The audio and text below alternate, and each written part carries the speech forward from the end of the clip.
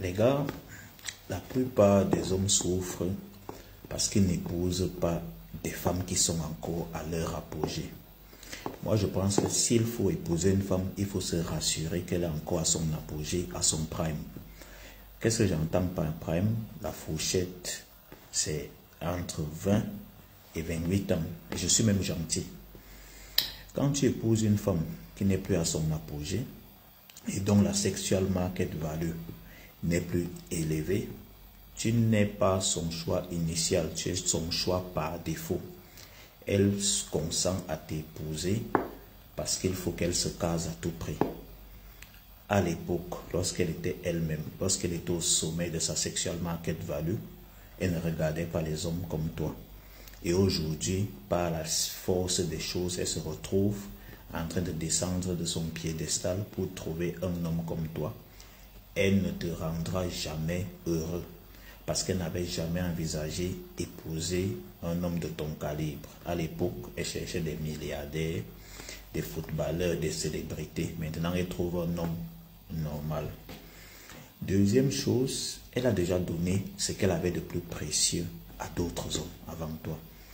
Elle a donné sa jeunesse, elle a donné sa beauté, elle a donné son corps. Qu'est-ce qu'elle va encore te donner?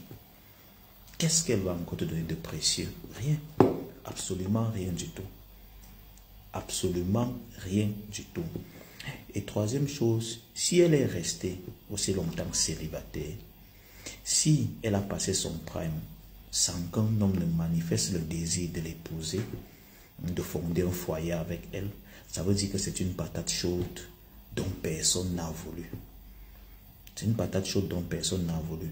Et vous vous rendrez compte, plus tard que c'était un mauvais choix.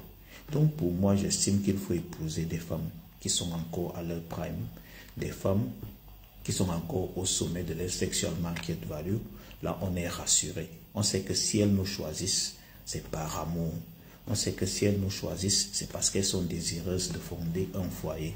Si elles nous choisissent, c'est parce qu'elles elles ont fait une immersion, elles ont adopté notre vision de la vie, elles ont adhéré à nos convictions.